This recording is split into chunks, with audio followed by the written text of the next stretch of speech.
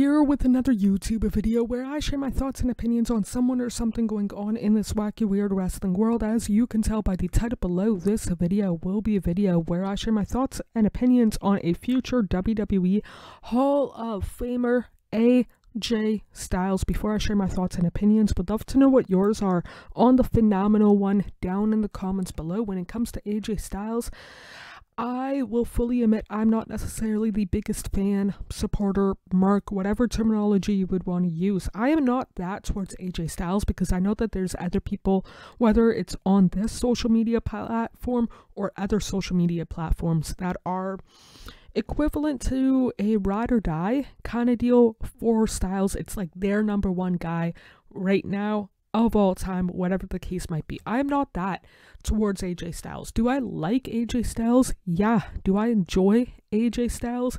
Yeah, for the most part, kind of deal. Like, it kind of depends on what era of AJ Styles, because him back in the day of like 05, 06 in TNA, he was one of my guys and whatnot, not only just for TNA but for WWE as well. It was like him, Christian Cage, Edge kind of deal were like my three guys that I would pay attention to WWE or TNA for. Probably Shawn Michaels as well, kind of deal, knowing me, Rey Mysterio obviously, but yeah, when it comes to AJ Styles, I've been a fan, supporter, mark, whatever terminology you would want to use, for a long time.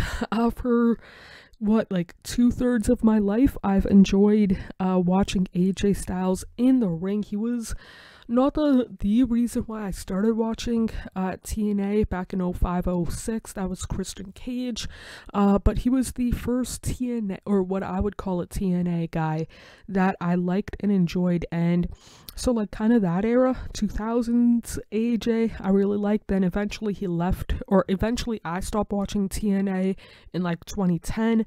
In, I believe it was 2013, 2014 time period, he did New Japan. I watched the odd match, mostly the ones that he would do with Ring of Honor while being under contract with New Japan, like that. But again, I did not watch every single event for New Japan Pro Wrestling. Eventually, he left them in early 2016, joined WWE, and has been affiliated with them in some way, shape, or form ever since. And when it comes to Styles in WWE, I can't really complain too much about it. Like, is there certain situations I would have done differently, like storylines, promos, all of that stuff?